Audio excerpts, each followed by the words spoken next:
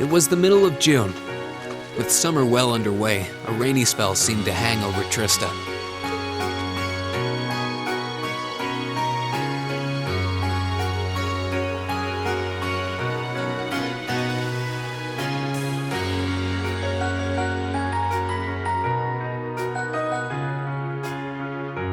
With our field study wrapped up, the other members of Class 7 and I returned to normal school life. But just when we thought we'd gotten used to the challenging lessons and the breakneck workload, a moment of dread washed over us, making our blood run cold. As you all know, tomorrow marks the start of your midterm exams. I'm no good with all these papers and essays and circling answers, so I won't really be able to help you much. But I'm administering some of your tests, so I'll be cheering you on from the sidelines. Make me proud, class! Sometimes I lie awake at night and wonder how you became our teacher. As I recall, aren't you in danger of a lecture by the vice principal if our performance isn't up to par? Oh, I'm not too worried about that. Most of you tend to get pretty high grades anyway. I can hardly wait to see how well you all do. Remember, the results will be announced next Wednesday. Your scores will be posted on the board by rank, so you can see how you compare to the other classes in your year. Oh, the sooner this week is over, the better. I can almost taste the tedium. I'm not gonna let Emma squeak by me again this time. Oh, one more thing. They're gonna stick the average score for each class up there on the board, too. Our class averages? I suppose their intent is to furnish us with motivation in the form of class bragging rights. Well, I do enjoy a challenge. Anyway, I know it's only noonish, but I think that's enough homeroom for today. You guys can stay here and study, or just head on back to your dorms. Up to you. Prez, if you'll do the honors. Yes, instructor. Stand, bow.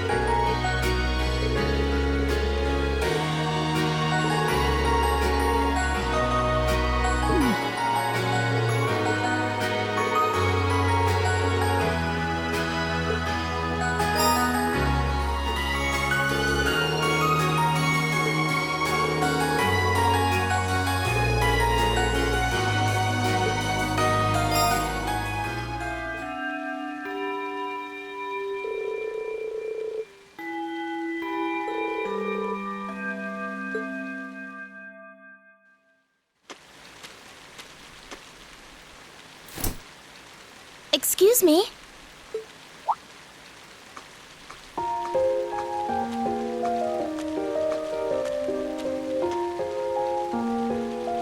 I do apologize for stopping you on a rainy day like this. Do you know if this is the building in which I might find the principal's office? Oh, yeah, you're in the right place. His office is in the East Wing, first floor. The receptionist might have gone home already, but I can show you the way if you'd like. Thank you for your kindness. But I couldn't possibly trouble you more than I have already. I'll be able to find the way, I'm sure. Well then, if you'll excuse me, Masterine.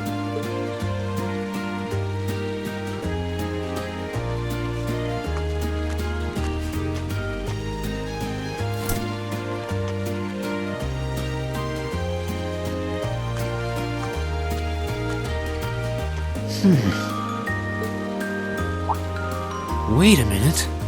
How does she know who I am? Reen?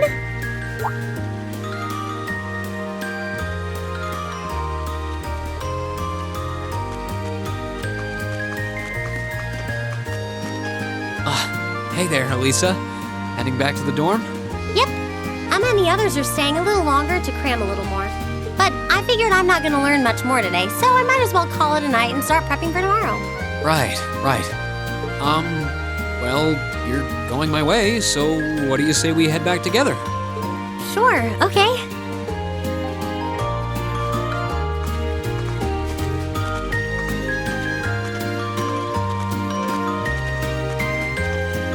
Hey, it's not often the two of us get to walk back to the dorms together, is it? Well, at least I got something good out of this downpour. Is there even a filter between your brain and your mouth? No need for that between friends. But you're in good company. My sister's asked me that before, too. She must be a saint to have put up with you all these years. Anyway, how do you feel? All prepped and ready for our exams? Not sure. I gave it the best I've got. Still, I've got that nagging feeling I could have hit the books a little harder. I wish I was as smart as you. Back when we took the entrance exam, only Emma and Makia scored higher than you, right? Eustace came in a little higher than me, too. Back home, I usually came in near the top in exams. I guess that goes to show that Arabonia has no shortage of smart people. No doubt about that. Bookworms pour in here from all corners of the Empire. You said you're from Ruhr, right? Coming out on top in a city that size is still pretty impressive. I suppose, though that was just at the Sunday school level. Aren't you curious about, my family and stuff? You mean the mysterious Alisa R, agent of national intrigue? Well, yeah, of course I am. But you probably have good reasons for keeping it under wraps, so I don't want to pry. It's not that major or anything, especially compared to what you and Fee have told us about yourselves. I've never really thought my family circumstances were a big deal, though Fee's past sure came as a surprise. I wonder now, when I look at her, what her life in the Jaeger Corps must have been like. It seems like Instructor Sarah knows more about her past than we do. Back at the entrance ceremony, I got the impression they'd met before. Same. Oh, speaking of weird meetings, I ran into someone kind of strange earlier. Oh? Yeah, I was talking to her just before you called to me. A maid who knew your name? This isn't the part where it turns out she knows you because you've tried to hit on her in town before, is it? As if an upstanding guy like me could pull off the Casanova act. She seemed a couple years older than us, maybe 20 or so. A maid in her early 20s. Something wrong? No, just thinking. There's no way it could really have been her. Mother keeps her far too busy to find the time to come here. Anyway, maybe the upper class dorm has a new hire starting out or something? Though that wouldn't explain how she knew your name. Maybe you're just more popular than you let on. If only.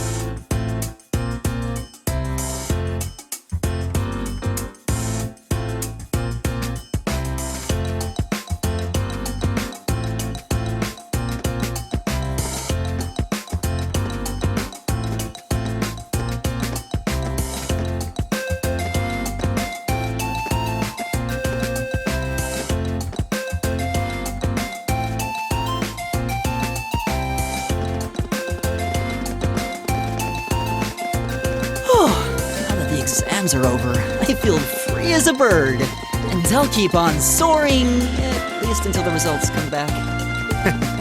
I sympathize, but personally, I've got a good feeling about these. How about you, Emma? How do you think you did? Well, I don't think I did too badly, all things considered. Just stop before you embarrass yourself.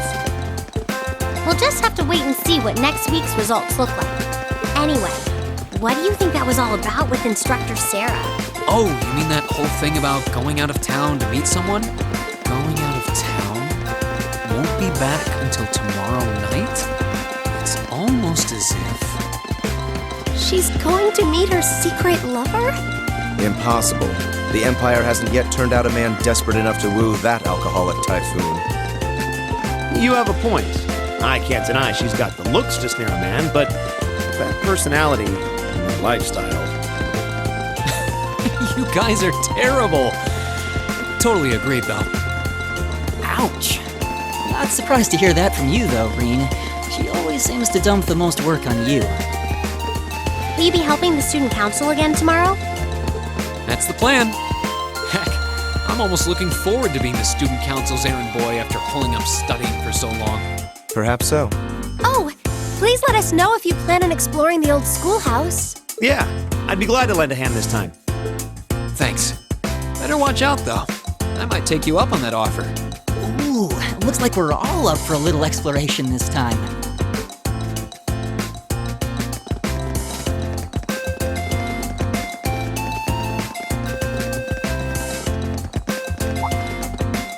Come to think of it, where did Gaius run off to? He mentioned the principal wanted to have a word with him. You think he went there? Oh, yeah. Wonder what that was about. I hope he hasn't gotten into trouble. I mean, I doubt he would. I have no idea. He and Laura left early too. I was kind of hoping we could all walk back to the dorm together for once. That sounds nice. Hey, so this might just be my imagination, but do those two seem kind of awkward around each other to anyone else? Really? So you think so too? It seems like it started around the beginning of the month. I wonder if something happened then. It's like they've been avoiding each other ever since. You say that, but I did not take either as the type to dwell on petty issues or misunderstandings. Neither did I. We've been trying to suss out what the problem between them is, but so far, no luck. I wonder if that's what that was all about. Did you see something, Machias? What happened? Well, do you remember the day we gave our group reports on what happened during last month's field study? We gave a truthful account, including the part where Fee used an explosive to blast open the door to my cell. Yeah? That's when we found out that Fee used to be in a Jaeger Corps. That really threw me for a loop, but what does that have to do with Laura? Well, when that came up, I couldn't help but notice Laura had a rather unpleasant expression. It flashed across her face for only a moment, though, so I wondered if I had just imagined it. Interesting. But even if we assume that's true, what reason would she have to be upset? I can hardly hazard a guess. We all have certain things we'd rather keep to ourselves. We even have a member of this very class who remains tight-lipped about her own family, after all. Do you really have to drag me into this? My apologies. I meant no offense. I do have my suspicions as to your lineage, however. Really? Ugh, you. Now, getting angry won't accomplish anything. Don't worry. We're not going to twist your arm into telling us. When you're ready to talk about it, we'll be ready to listen. It's not like I'm trying to make a big deal out of it or anything. It's just, if everyone knew, it'd make things awkward between us, and I don't want that. Welcome back, my lady. Huh?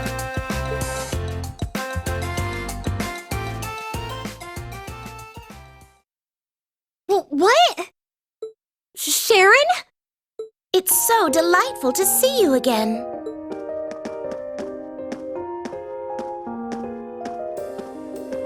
Oh, hey. It's that maid I ran into the other day. You know her? What are you doing here? She didn't.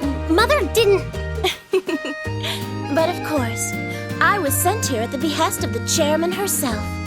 Starting today, I will be assuming the position of caretaker for Class 7's dormitory.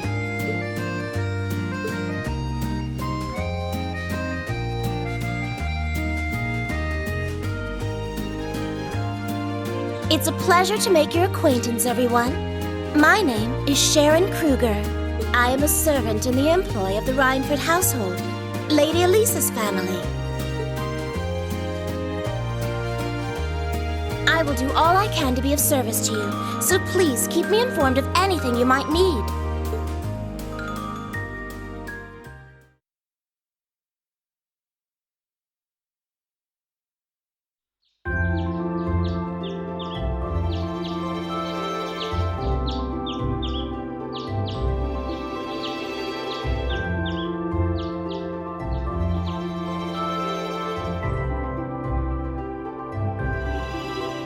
Whoa!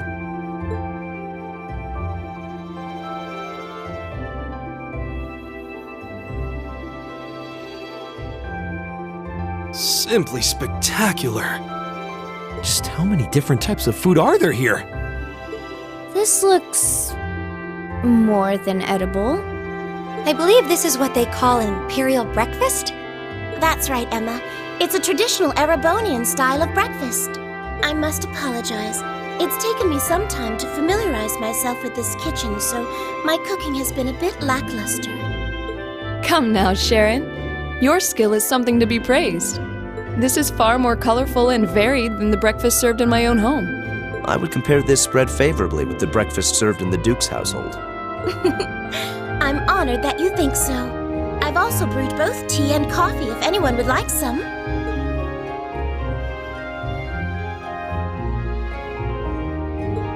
I get the feeling Alisa is less than impressed with the meal.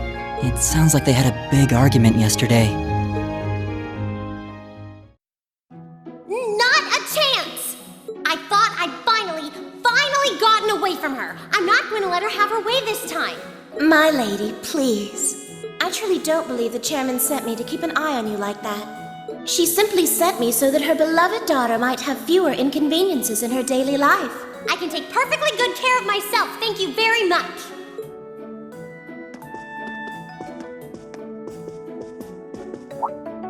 Oh, fine! I'll take this up with her myself then. Is she in the office at corporate today, or is she out on inspection or something? I believe she'll be dining with the Ministry of Railways president in the capital today. After that, she'll be continuing her inspection tour, so she won't be back in Ruhr for another 5 days. Does she ever slow down? I'm surprised she doesn't burn through a pair of shoes a week. Anyway, I'm not going to take this lying down. She's stuck her nose into things one too many times. I can't believe that R actually stood for Alisa Rhineford. And from the sound of it, her mother's the company chairman too. Yeah, I wasn't expecting that Alisa's mom is basically in charge of the continent's biggest industrial company. Her family's probably got more money than most of the aristocracy. I can see why she'd want to keep her family under wraps, what with all the nobles here. Anyway, I object to everything about this. Considering how busy Mother is, I'm sure she needs your assistance far more than I do. I knew it. You're really concerned about her, aren't you?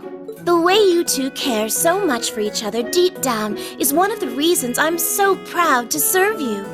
That's preposterous. Oh, my lady, I almost forgot to mention that I made plenty of your favorite apricot jam. Would you like me to spread some on your toast? Ooh, really? I mean, stop treating me like a child. Though yes, I would like some jam. It's almost heartwarming to watch. Looks like Sharon's got her number.